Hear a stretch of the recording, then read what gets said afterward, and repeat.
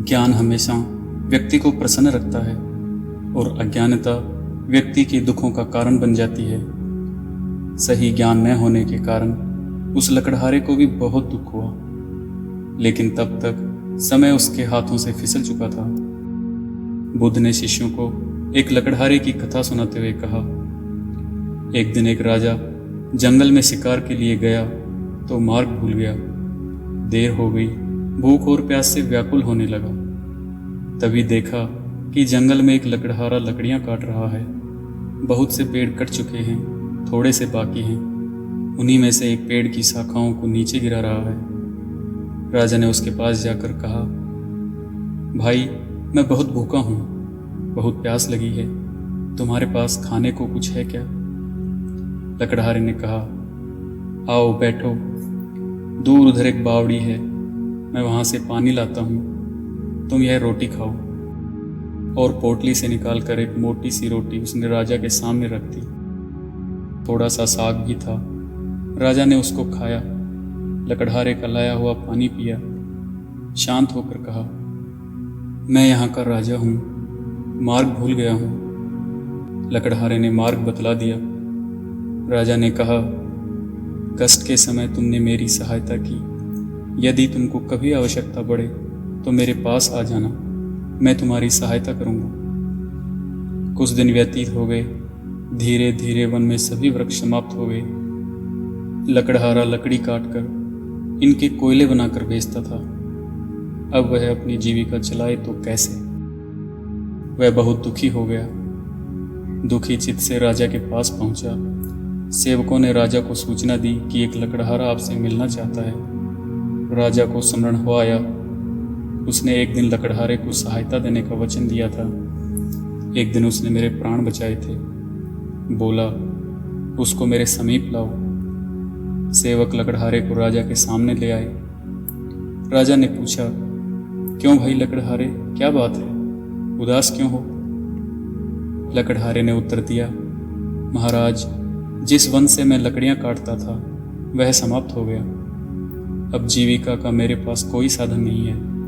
आपकी शरण में आया हूं कि कोई वन मिले तो मैं भूखा मरने से बच जाऊं। राजा ने कहा, तुम्हारी समस्या का समाधान अवश्य ही होगा। उसके चले जाने के पश्चात राजा ने अपने मंत्रियों को बुलाकर परामर्श किया कि इस लकड़हारे को क्या दिया जाए। परामर्श करने के पश्चात निर्णय हुआ कि शहर के दक्षिण में राजा का चंदन के वृक्षों का जो वन है वह लकड़हारे को दे दिया जाए। चंदन के वृक्षों का वह वन लकड़हारे के नाम कर दिया और उसको सूचना दे दी गई। कई वर्ष व्यतीत हो गए। राजा एक दिन अपने महल में बैठा था कि लकड़हारे का ध्यान आया। प्रसन्नता के साथ उन्होंने सोचा, अब तो लकड़हारा बहुत धनी हो गया होगा, कई भवन तथा महल बनवा लिए होंगे, इसलिए चलकर उसे देखना चाहिए। राजा अपने मंत्रियों को साथ लेकर उस वन में गया जो लकड़हारे को दिया था, किंतु वहां कोई वन ही न था, न चंदन का कोई वृक्ष। राजा ने घबराकर अपने मंत्रियों से पूछा, वह वन कहाँ है जो लकड़हारे को दिया था? तुम मुझे अन्य स्थान पर ले आए हो। मंत्रियों ने पदाधिकारियों की ओर देखा, पदाधिकारियों ने कागजों की ओर। छानबीन करके बोले, महाराज, वह जंगल तो इसी स्थान पर था। राजा ने कहा, फिर वह कहाँ गया? खोज करने पर कुछ दूरी पर चंदन के कुछ वृक्ष दिखाई दिए। उनके बीच में बैठा हुआ लकड़हारा भी दिखाई दिया, निराश, उदास, विचार मग्न। राजा ने उसके पास जाकर पूछा, तुम चिंता में क्यों हो? लकड़हारे ने प्रणाम करके कहा, अन्नदाता, आपकी कृपा से इतने वर्ष तो कट गए, अब ये कुछ पेड़ रह गए हैं, थोड़े दिनों में ये भी समाप्त हो जाएंगे। सोचता हूं इसके पश्चात क्या करूंगा। राजा ने आश्चर्यपूर्वक कहा, वृक्ष तो थोड़े से रह गए हैं, शेष वृक्षों का क्या किया? लकड़हारा बोला, रोज लकड़ी काटता हूं, कोयला बनाता हूं और बाजार में जाकर बेच देता हूं। राजा ने दुख के साथ कहा, अरे भाग्यहीन, यह तुमने क्या किया? यह चंदन की लकड़ी थी, जलाकर कोयला क्यों बना दिया? लकड़हारा बोला, चंदन की लकड़ी क्या होती है? राजा बोला, अच्छा होता यदि तू जानता। अभी 2-3 हाथ लकड़ी काट लो, इसको बाजार में ले जाओ। हाँ, कोयला ना बनाना इसका। लकड़हारे ने वैसा ही किया। एक दुकानदार ने देखा, लकड़ी तो असली चंदन की है और लकड़हारा है गंवार। बोला, क्या लेगा इसका? लकड़हारे ने पूछा, तुम क्या दोगे? दुकानदार ने कहा, 1 रुपया।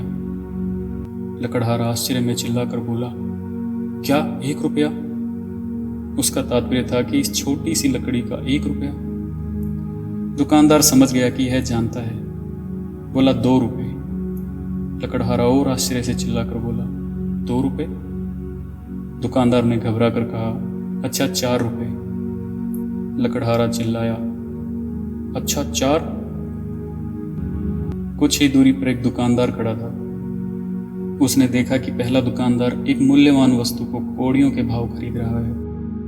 उसने पुकार कर कहा, अरे इधर आ, मैं 10 रुपये दूंगा। लकड़हारे ने जब 10 का नाम सुना तो सिर पकड़कर बैठ गया। अब उसे ज्ञात हुआ कि जिस लकड़ी को वह कोयला बनाकर बेचता रहा कितनी मूल्यवान थी और कितनी बड़ी संपत्ति का उसने विनाश कर दिया। दोस्तों, वीडियो कैसा लगा कमेंट करके ज़रूर बताइए। अगर वीडियो पसंद आया तो वीडियो को लाइक करें, चैनल को सब्सक्राइब करें ताकि हम रोज़ आपको ऐसी ही कहानियाँ सुनाते रहें। धन्यवाद।